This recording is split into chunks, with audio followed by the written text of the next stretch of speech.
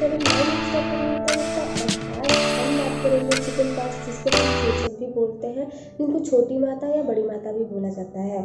तो इसके बारे में आज पूरी डिटेल में हम बात करेंगे। तो ये कैसे फैलते हैं, किन किन कारणों की वजह से फैलते हैं, इसके क्या लक्षण हैं, और ये इसके प्रिवेंशन और इस ड्यूरिंग हमें क्या खाना चाहिए क्या नहीं खाना चाहिए, और साथ साथ इसके होम्योपैथिक मेडिसिन के बारे में भी बात करेंगे। तो चलिए दोस्तों स्टार्ट। चिकन पॉक्स यानी छोटी माता, यह एक वायरल संक्रमण है जो कि ज़्यादातर ये बच्चों में होते हैं। जो छोटे बच्चे जो 5 से 10 के बीच के होते हैं या 10 से कम उम्र के बच्चों में चिकन पॉक्स ज़्यादा होती है। कोई रेयर चांस में ये एडल्टहुड में होती है, जैसे कि बच्चा। चिकन पॉक्स किसके कारण फैलता है? ये वैरिसेला जोस्टर के नाम से एक वायरस है, जिसकी वजह से ये चिकन पॉक्स होता है, जो कि छोटे छोटे फफोलेदार खुजलीदार फफोले होते हैं, जो कि छोटे द्रव की तरह छोटे छोटे फुंसियों की तरह होते हैं, जो कि पूरे शरीर पे हो जाते हैं। रेडनेस होते हैं, उनमें पेन भी होता है, और ये से दूसरे व्यक्ति में फैलने वाला वायरस होता है। तो इसके साथ साथ फीवर भी होता है, सर दर्द भी होगा, और गले में दर्द होंगे, और बॉडी एक भी होता है। पॉक्स फैलता कैसे है? यह एक व्यक्ति से दूसरे व्यक्ति में खांसने और छींकने और बात करने से, या साथ आमने सामने बैठने से भी एक व्यक्ति से दूसरे व्यक्ति में जाता है। जैसे कोई इन्फेक्टेड व्यक्ति है जिसको चिकन पॉक्स हुआ है, उसके सामने कोई स्वस्थ व्यक्ति बैठा है, वो बात करते हैं, उसके ड्रॉपलेट्स न्यूक्लियाई होते हैं, जो थूक होते हैं, वो वातावरण में फैलते हैं, और उसके साथ साथ सामने वाले से वो इनहेल करके वो उसके अंदर वायरस सामने वाले के अंदर चला जाता है, जो कि धीरे धीरे मल्टीप्लाई करके पूरे शरीर में वायरस। दूसरा कैसे फैलता है कि अगर चिकन पॉक्स किसी पर्सन को हुआ है, उसके टच में स्वस्थ पर्सन, उसके जो फफोलों के तरल पदार्थ होते हैं, वो कहीं किसी स्वस्थ पर्सन को टच हो जाए तो उससे भी वो इन्फेक्टेड हो जाता है। और तीसरा क्या होता है कि जो भी व्यक्ति इन्फेक्टेड है, चिकन पॉक्स हुआ है, उसकी कोई भी वस्तु को टच करने से या छू लेने से भी चिकन पॉक्स हो सकते हैं। चिकन पॉक्स के जो दाने होते हैं वो बहुत ज़्यादा पेनफुल पस्टुलर और वेसिकुलर इरप्शन होते हैं, जो कि डिफरेंट वन या मोर सेंसरी नर्व रूट्स पर भी संक्रमण फैलाते हैं।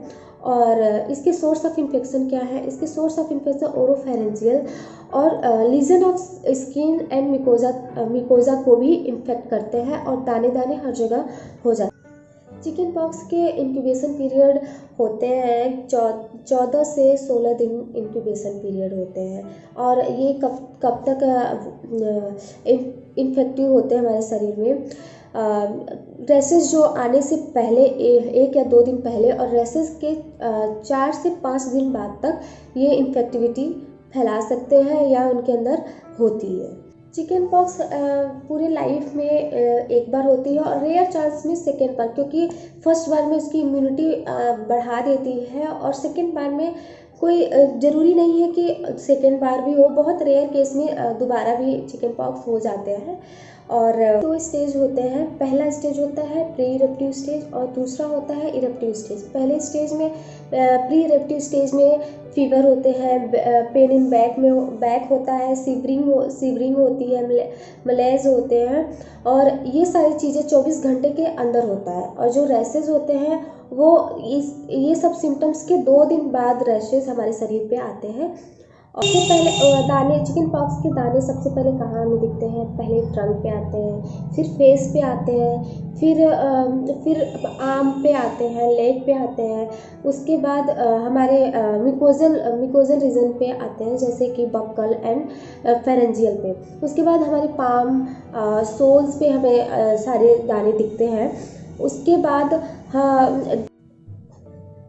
सबसे पहले चिकन पॉक्स के जो दाने होते हैं वो ऐसे लगते हैं, जो ड्यू लाइक हमें दिखते हैं। जैसे लगता है कि ओस की बूंदें हमारे स्किन पे हो आ गई हैं एकदम क्लियर। उसके चिकन पॉक्स के लक्षण होते हैं हमारे शरीर पे, पूरे शरीर पर छोटे छोटे दाने हो जाना जिसमें पस भरे हो, ऐसे ऐसे दाने होते हैं, और खुजली, उनमें खुजली बहुत होती है और असहज महसूस करते हैं। उसके साथ साथ इसके अन्य सिम्टम्स क्या आते हैं? फीवर आते हैं, सर दर्द होता है, गले में, थ्रोट में भी दर्द होते हैं, जिसे वो निगलने में भी दिक्कत होती है।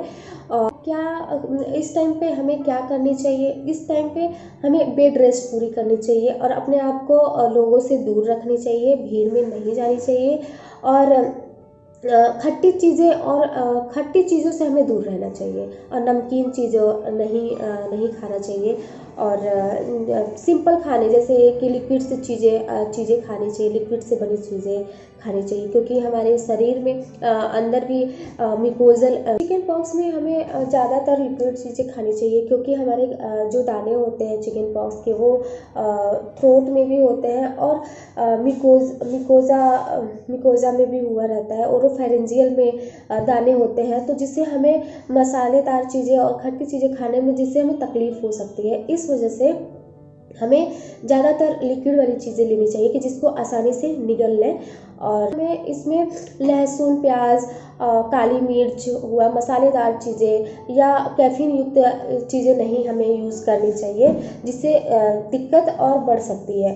ज़्यादातर इसमें चिकन पॉक्स में हमें सिंपल फूड खानी चाहिए, और खनिज, जिंक, मैग्नीशियम, कैल्शियम से भरपूर पौष्टिक तत्व लेनी चाहिए। तो चलिए दोस्तों, अब बात करते हैं होम्योपैथिक मेडिसिन से कि इससे जिसको हुआ हो वो जल्दी से कैसे ठीक हो सकता है, या उससे बचने के लिए कौन कौन सी मेडिसिन।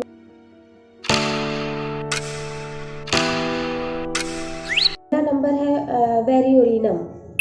ये बचाव के लिए दवा है। वेरियोलिनम जब भी घर में किसी को चिकन पॉक्स हुआ रहता है तो उससे बचने के लिए हम वेरियोलिनम 200 का या ग्लोब्यूल्स में ले सकते हैं या डाइल्यूशन में ले सकते हैं। ग्लोब्यूल्स में लेके दो गोली रोज़ सुबह में, मॉर्निंग में 2 गोली खा लें, फिर अगले दिन 2 गोली खा लें, जब तक चिकन पॉक्स इन्फेक्टेड पर्सन अगर घर में है तब तक हम वेरियोलिनम खा सकते हैं। दूसरी मेडिसिन है सारासीनिया परप्यूरिया। इसको हम पहली अवस्था में, जब चिकन पॉक्स की पहली अवस्था होती है उसमें यूज़ करते हैं, जिससे कि जो चिकन पॉक्स के गड्ढे हमारे शरीर पे गड्ढे ना बने, और उसके बाद जो फफोले होते हैं वो पकने से बचते हैं, और क्या दिक्कत से रिलीव करती है कि जितनी सारी दिक्कतें होती हैं, उसके बॉडी पेन होती है या पेनफुल होते हैं पस्ट्यूल्स, उसको चिकन पॉक्स के लिए रस्टॉक्स बहुत अच्छी दवा है, जो कि रस्टॉक्स के जो फफोले होते हैं वो उसके रूट्स रेड होते हैं, और उसमें दर्द भी होते हैं, बॉडी एक फीवर भी रहता है। इस वजह से इस सब चीज़ों को देखते हुए रस्टॉक्स बहुत अच्छी दवा है। दोस्तों, रस्टॉक्स का यूज़ करना चाहिए जब चिकन। थर्ड नंबर पे है बेलाडोना का यूज़ तब करना चाहिए जब चिकन पॉक्स में पेशेंट का जो इन्फेक्टेड पर्सन है उसके फेस एकदम बहुत लाल हो, या फफोले जो दाने हैं वो बहुत रेड हो, उसमें पेन हो और फीवर भी हो। उस टाइम पे बेलाडोना बहुत असरदार होती है। चिकन पॉक्स के टाइम पे हम बेलाडोना का यूज़ भी कर सकते हैं। और फोर्थ नंबर पे है ब्राइनिया हम सबसे लास्ट दवा है ब्राइनिया में हमें ब्राइनिया का जो चिकन पॉक्स में जो फीवर होता है वो थोड़े देर में प्यास लगती है, उसके बैक एक बहुत ज़्यादा पेन होता है बैक में।